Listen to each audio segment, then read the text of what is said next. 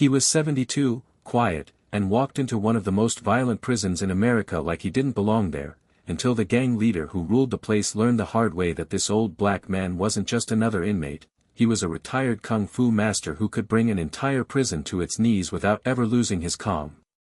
The steel gates of Riverside State Penitentiary groaned shut with a sound that could make even the hardest men flinch. Cold morning light cut through the fog, painting the courtyard in shades of gray. Guards shouted orders, chains rattled, boots scraped the ground. And through that noise, a single man walked in silence. Samuel Washington was 72 years old, a thin black man with calm eyes and a quiet gait. His orange jumpsuit hung loose on his lean frame, but there was a steadiness in the way he moved, like every step was measured, deliberate, almost sacred. On his wrist hung a string of worn wooden beads, polished smooth by years of touch.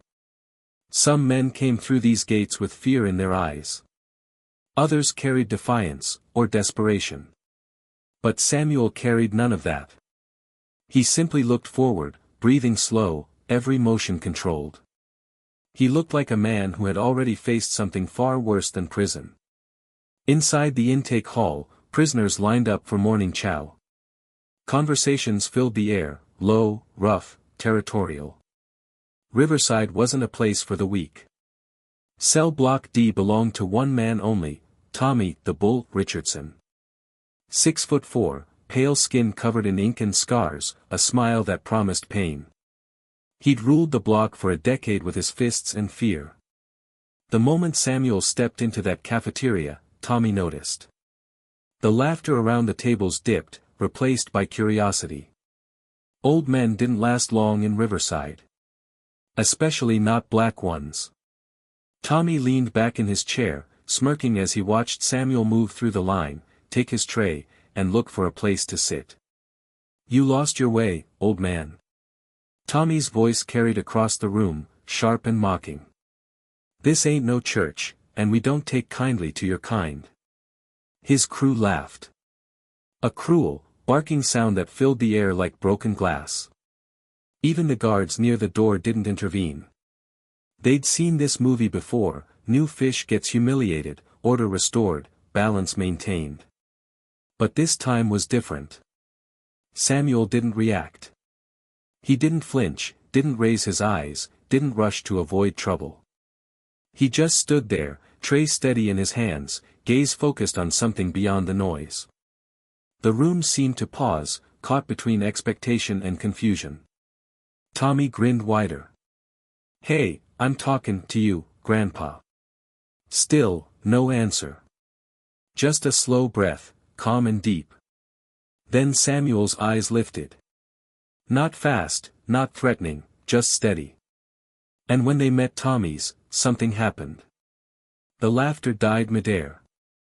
A silence fell so sharp you could hear the hum of the lights above. There was no anger in those eyes, no fear either. Just depth. The kind of stillness that made loud men forget how to speak. For a heartbeat, Tommy felt something foreign crawl up his spine, unease. He couldn't explain it, but he felt it.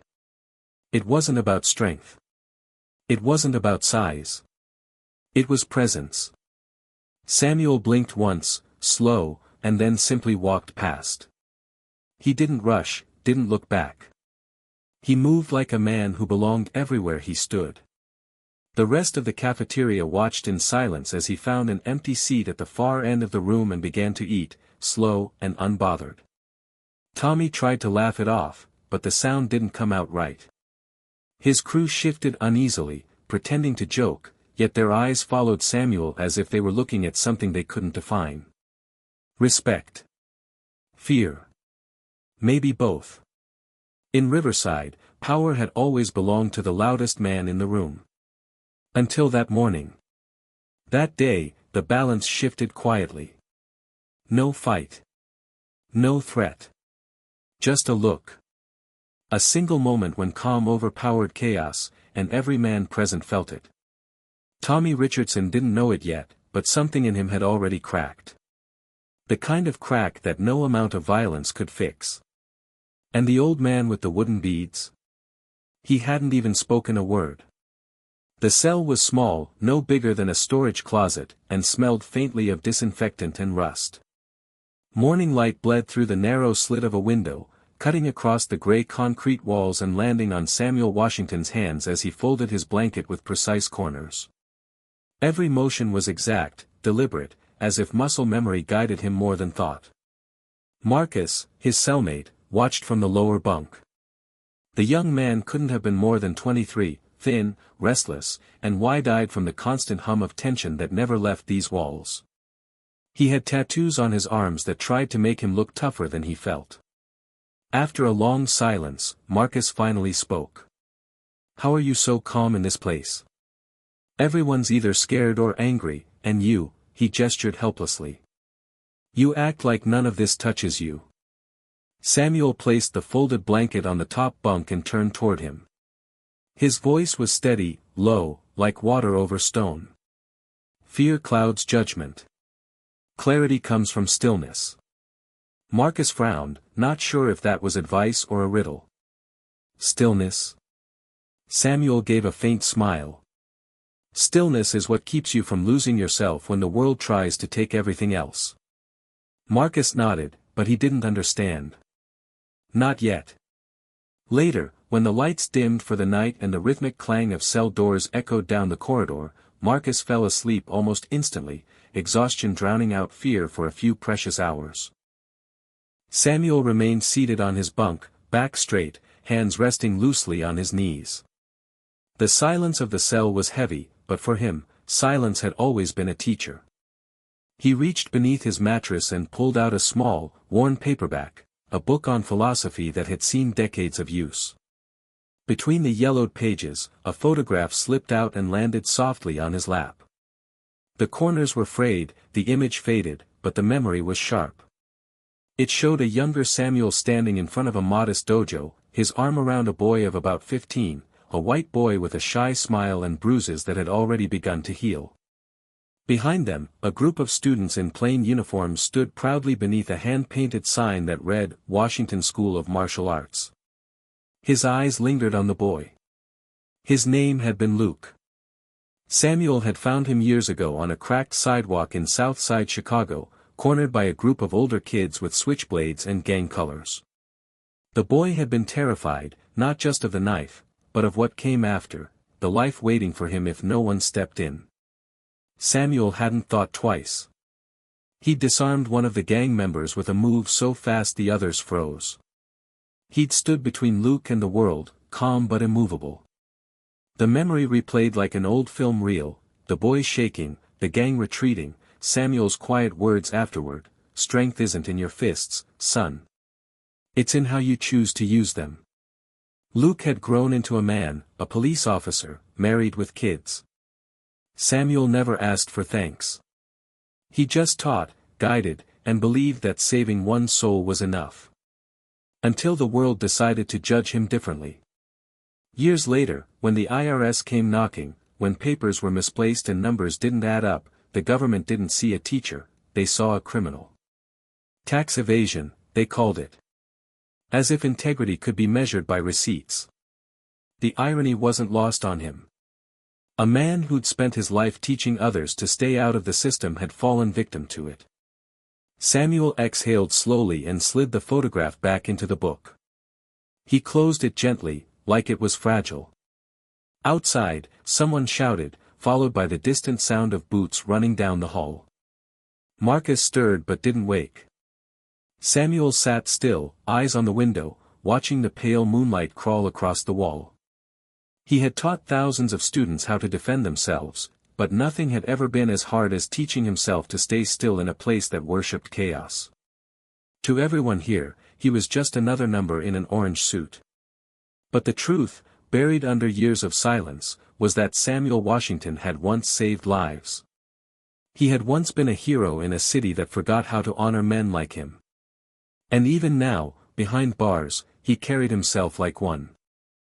The next morning, the cafeteria was already alive with noise. Metal trays clattered, the smell of burnt toast and stale coffee filled the air, and guards stood by the walls pretending not to notice the chaos. Prison mornings always felt like a test of dominance, and everyone knew who usually won. Tommy, the Bull, Richardson sat at his usual table in the center of the room, surrounded by his crew. He was laughing too loudly, his voice echoing across the room like a warning. When he saw Samuel Washington step through the doors, that laughter sharpened into something mean. The sunlight from the narrow windows hit Samuel's face as he entered, outlining his calm expression against the din. He moved with the same quiet rhythm as before, his tray steady in his hands. No hesitation, no fear. Just presence. Tommy's smirk returned. "Well, look who's back for seconds. You look lost, Grandpa. I run this block." Samuel's eyes didn't waver. "I heard you," he said quietly. "I just don't have anything to say." For a heartbeat, no one spoke. Even the hum of voices around them seemed to fade. Tommy's grin faltered, just a flicker, before anger flushed his face. "You don't have anything to say?" His voice rose, feeding off his own rage. "You better start learning how this place works. When I talk, you listen." Samuel didn't move. The old man's stillness was the kind that drew eyes. Even the guards near the door stopped pretending not to watch. Tommy took a slow step forward, his boots echoing on the tile. His crew formed a half-circle, grinning, waiting for the spectacle. "You think you're some kinda tough guy?" Tommy hissed. "Let me explain something, old man. Around here, respect is earned through pain." He shoved Samuel hard in the chest. The tray tilted, eggs sliding, but Samuel didn't fall. He barely moved.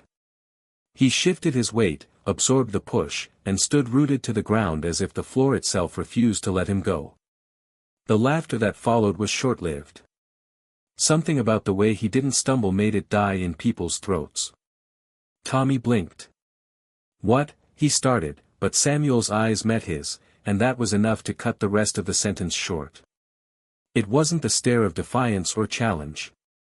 It was calm, steady, ancient, like the ocean looking back at a storm. Tommy's jaw tightened. The humiliation burned. He couldn't let that silence win.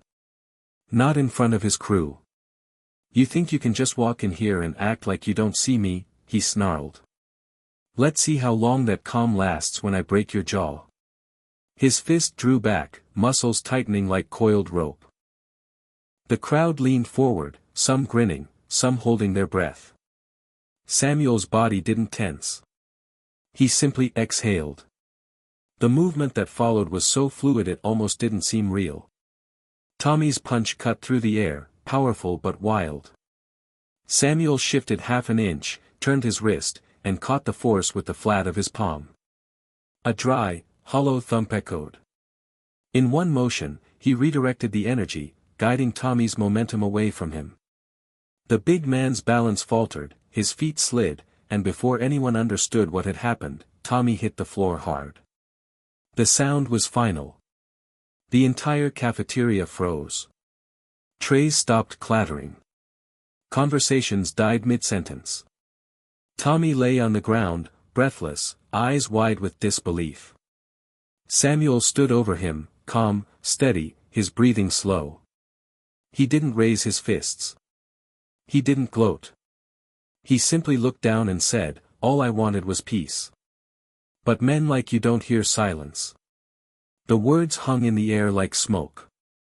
No one dared laugh this time. Tommy's crew stood frozen, their bravado gone. For the first time, the king of Cell Block D had been made to kneel, not by another gang, not by a fight, but by a man who barely seemed to move. Samuel set his tray back on the counter, straightened his sleeves, and walked toward the serving line to replace his meal. Every inmate stepped aside without a word. As he passed, their eyes followed him, not out of mockery, but out of something else. Respect. Maybe fear. Maybe both. Tommy stayed on the floor longer than he needed to, trying to breathe through the shock. He could feel it spreading already, the whispers, the looks. He knew before the guards dragged him up that nothing in this prison would ever feel the same again. And Samuel Washington? He simply sat back down, lifted his fork, and began to eat. By the afternoon, the story had already spread through every corridor of cell block D. The air was thick with whispers. Tommy, the Bull, Richardson, the man who ruled through fear, had been dropped by a 72-year-old black inmate who never raised his voice. To the guards, it was just another altercation. To the prisoners, it was a shift in the balance of power. In a place where strength defined survival, silence had become the loudest thing in the room. Men glanced at Samuel Washington differently now. Some with curiosity. Some with a kind of wary respect. Others with quiet calculation, trying to decide if this old man was someone to follow or someone to avoid. Samuel didn't acknowledge any of it. He spent the rest of the day the same way he had spent every day, measured, precise, calm. But calm had weight now. In a world built on chaos, it was the rarest form of power.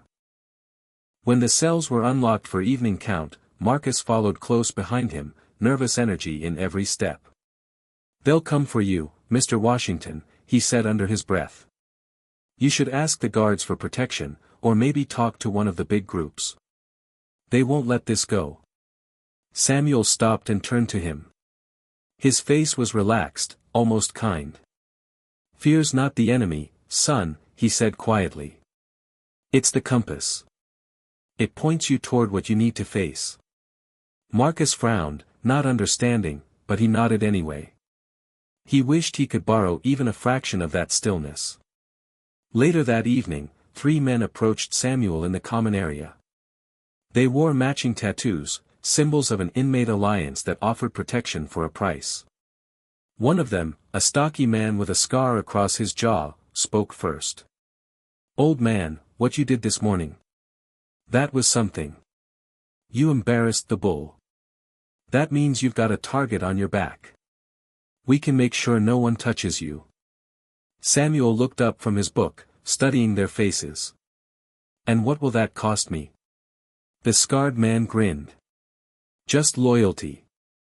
We look out for you, you look out for us. That's how it works." Samuel closed the book softly and stood, his height barely reaching the man's shoulder, yet his presence made the others shift back a step. "Power built on fear never lasts," he said simply. "It consumes itself." He turned away before they could answer. They watched him go, uneasy, as if they had just been measured and found wanting.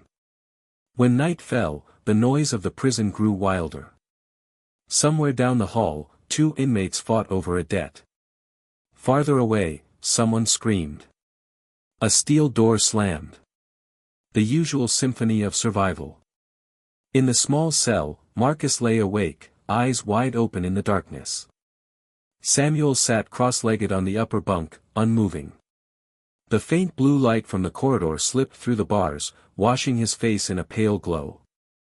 Outside, the world of concrete and anger continued to breathe, but inside that narrow space, there was stillness. Real, living stillness. Marcus whispered, "How can you sleep through this?" "I don't," Samuel said. "I listen." He didn't elaborate. He didn't need to. His breathing slowed, even, deliberate, until it was the only rhythm in the cell. For the first time, Marcus felt something strange, not safety exactly, but proximity to it. As if sitting near this man somehow made the chaos less sharp. Down the tier, voices still murmured about the cafeteria incident. Some spoke of revenge. Some of respect. But none of them dared to raise their voices too high. The fear that used to belong to Tommy now moved differently through the block. It didn't come from shouts or fists. It came from silence, from the calm of a man who refused to play the same game. That night, as Samuel sat in meditation, his shadow steady on the wall, a quiet truth settled over Riverside Penitentiary. In a place where violence had always ruled, peace had just taken the throne. The prison library was the only place in Riverside where silence wasn't a threat. It was a small room tucked between 2 blocks, lined with shelves donated decades ago and books that smelled of dust and time. The fluorescent lights hummed softly, casting a pale glow over the rows of worn pages. Mrs. Chen, the quiet librarian who had worked there for 15 years, moved between aisles with gentle precision, her small hands brushing against the spines as if greeting old friends. Samuel Washington sat in the far corner, his posture straight, a copy of Lao Tzu's teachings resting open on the table before him. The words were familiar, about balance, restraint, and the strength found in stillness, but he read them again anyway. In a place like this, reminders mattered. He heard the door before he saw it. The squeal of old hinges, followed by the heavy thud of boots.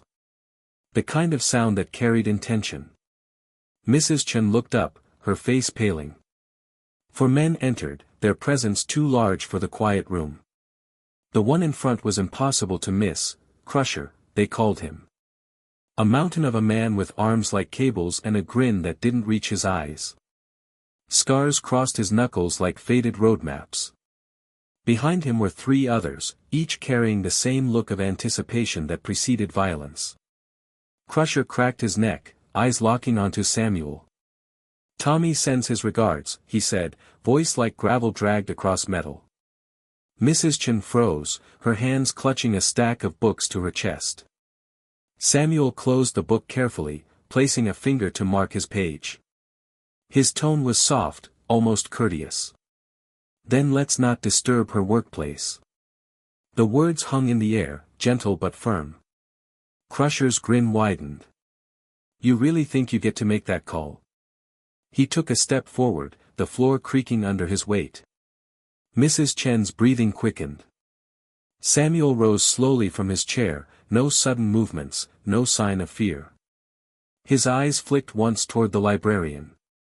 "Go," he said quietly. "Now." She hesitated only a moment before slipping behind the counter, fumbling for the emergency alarm.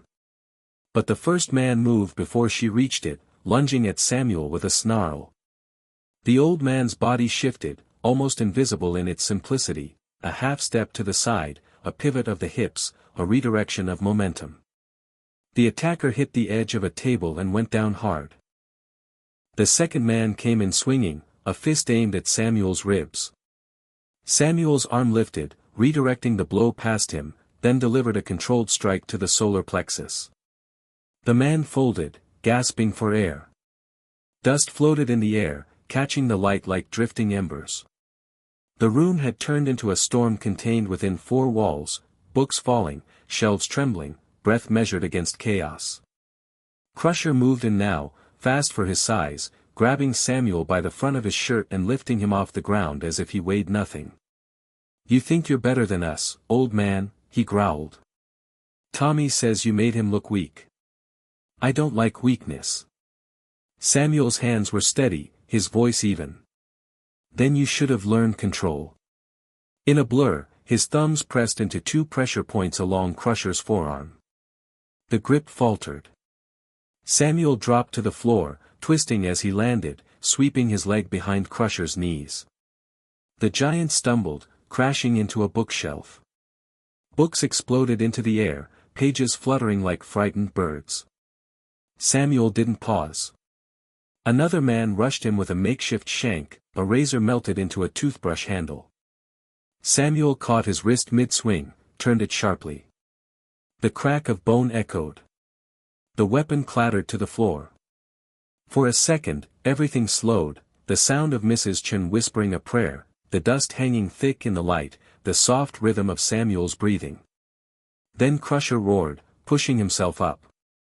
He charged, slamming Samuel against a wall, pinning him with both hands. The pressure was crushing.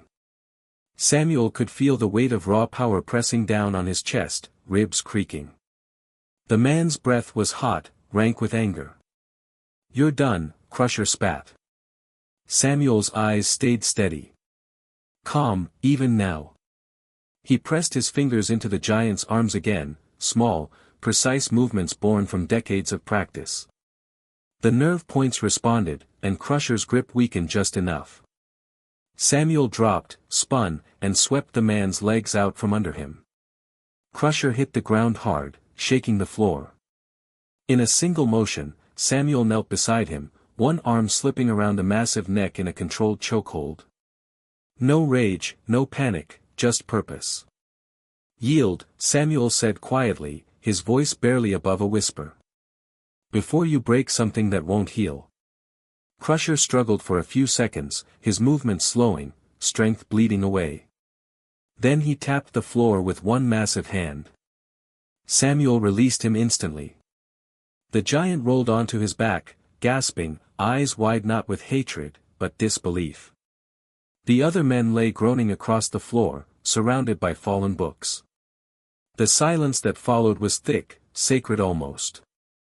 Samuel stood, his shoulders straight, his breath steady. He turned to Mrs. Chen, who stood frozen by the counter, trembling but unharmed. "It's over," he said softly. She nodded, eyes wet. "I'll call for the guards." "No need," Samuel replied. "They'll hear soon enough." He bent down, picked up the Lao Tzu book from the floor, brushed off the dust, and returned it to the table. Outside, alarms began to echo through the halls. Inside, the old man simply reopened his book and read as if nothing had happened. To him, violence was never victory, it was only interruption. 2 days later, Riverside Penitentiary felt like a pressure cooker about to explode. The whispers, the tension, the unspoken alliances, everything was building towards something no one could stop. Even the guards sensed it. They stood stiffer at their posts, fingers brushing the grips of their batons more often than usual. Everyone knew what was coming. Tommy, the bull, Richardson had been humiliated twice, and in a place like this, humiliation was death. To survive, he had to make a statement. To prove he still ruled the block, he called in every favor, every debt, every monster the prison could offer. 30 men from different crews, Aryan Brotherhood, Mexican Mafia, even a few black gangs who normally hated Tommy's guts. All united by one goal, take down the old man who had made the devil bleed. That morning, inside cell block D, Marcus paced the floor like a trapped animal. "They're coming," he whispered. "You know that, right? Everyone knows. They're saying it's going down today." Samuel sat cross-legged on his bunk, eyes closed, the faint hum of his breath steady against the noise outside. The roar of the prison was constant, shouting, metal slamming, orders yelled, but he didn't move. He looked peaceful in the middle of chaos, like a stone sitting in a river that couldn't move it. Marcus stopped pacing. "Mr. Washington, please. Tell the guards. Get transferred. You can't fight them all." Samuel opened his eyes slowly. There was no fear in them, no anger. Only clarity. He drew in one deep breath, then exhaled. "Sometimes," he said softly, "you don't fight because you think you can win. You fight because walking away would break who you are." The bell for morning chow echoed through the halls. The sound was sharp, metallic, final. The doors slid open one by one, and the inmates poured into the corridors like a slow-moving tide. Samuel stood, straightened his sleeves, and stepped into the flow. His movements were unhurried, his breathing calm. Marcus followed a few steps behind, his heart pounding so hard he could hear it in his ears. When they entered the cafeteria, the air shifted. Everyone felt it. The guards near the wall looked uneasy. The room was full, more inmates than usual, packed tight, their voices low. Tommy sat at the center table, surrounded by men from every corner of the prison. Tattoos, scars, eyes that had seen too much and cared too little. When Samuel appeared in the doorway, the noise dimmed to a low murmur. He walked forward, tray in hand, scanning the room once, not with paranoia, but awareness. He chose a seat right in the middle of the cafeteria, not near the guards, not in a corner. Right where everyone could see him. He set his tray down and began to eat. Slowly. Calmly. Tommy watched him from across the room, his jaw working. Then, almost imperceptibly, he nodded. That was the signal. One heartbeat of stillness. Then the storm broke. Men stood up from different tables at once, moving fast, coordinated, like a single living thing. Chairs scraped. Metal clanged. A handmade blade flashed. The first attacker rushed from behind, swinging a shiv toward Samuel's neck. Samuel leaned just enough to let the blade pass through empty air, caught the man's wrist, and redirected the force. The attacker slammed into another inmate coming from the side. Samuel moved like water, flowing, not fighting. He never struck first. He simply guided chaos until it destroyed itself. The room dissolved into pandemonium. Fists flew, trays crashed, guards shouted but didn't dare step in yet. Every movement Samuel made was precise, efficient. A twist of the arm, a shift of the hip, a sweep of the leg. One man's momentum became another's downfall. He was untouchable, gliding through the frenzy with the patience of a man who had already accepted every possible outcome. The sound changed. In the middle of the violence, everything seemed to slow. The clang of metal dulled, the shouting blurred. Only Samuel's breathing remained sharp and rhythmic, each inhale a heartbeat, each exhale a strike. He moved through it all like wind through tall grass. A man came at him with a sharpened spoon, eyes wild. Samuel stepped aside, placed a palm on the man's chest, and pushed, not hard, just enough to use his own speed against him. The man hit a table and went down. Another tried to tackle him. Samuel shifted, let the weight pass by, and hooked the man's leg just enough to send him tumbling. By now, half the cafeteria was frozen, watching. Even men who had planned to join in hesitated. What they saw wasn't a fight. It was control made visible. Tommy, red-faced, stood at the center of it all, fury boiling over. Enough, he roared. He grabbed a chair, swung it, sending splinters into the air. Samuel turned, caught the motion out of the corner of his eye. The world seemed to hold its breath. The old man stepped forward, ducked under the swing, and moved inside the attack. His palm landed softly, too softly to look like a strike, just below Tommy's sternum. The sound that followed wasn't loud, just a dull thud, but it ended everything. Tommy froze, air leaving his lungs in a single ragged gasp. The chair dropped from his hands. His knees buckled. He hit the ground, eyes wide, gasping like he'd been punched by the earth itself. Samuel stood over him, breathing slow. Around them, the cafeteria fell into silence again. Men stared, too stunned to move. 30 attackers. One old man. No blood spilled, no kill shots, no rage. Just stillness after the storm. Guards rushed in now, shouting, batons raised, but even they hesitated when they saw the scene. Broken tables, groaning men, and Samuel Washington standing alone in the middle, untouched.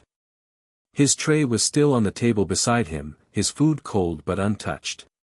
He looked around the room once, then down at Tommy, who knelt on the floor, trembling, eyes full of something worse than pain, humility. Samuel said nothing. He didn't have to. He picked up his tray, walked back to his seat, and sat down. He closed his eyes for a moment, inhaled deeply, and exhaled. Around him, the guards barked orders, dragging men away, but their voices seemed far away. The storm had passed. All that remained was calm. In a place ruled by violence, one man had just proven that true strength didn't need to shout, didn't need to dominate, it only needed to stand still. Weeks passed, and the storm faded into memory. The cafeteria was repaired, the bruises healed, and the guards pretended everything was normal again. But nothing at Riverside Penitentiary was the same. Word had traveled far beyond Cell Block D, men who once measured worth in blood now spoke quietly about an old man who fought without hate, who stood without flinching, and who had turned violence into silence. They called him the monk, the teacher, the ghost. Samuel Washington never called himself anything. He simply returned to the library. The room looked almost untouched, as if the battle that had once torn through it had been nothing more than a passing storm. The shelves were restocked, the dust swept away. The smell of paper and polish filled the air. Mrs. Chen returned to her post, quieter than before but always with a small nod when Samuel entered. Most mornings, a small group of inmates gathered in the library, sitting cross-legged on the floor. Samuel led them in breathing exercises, not lessons in fighting, but in stillness.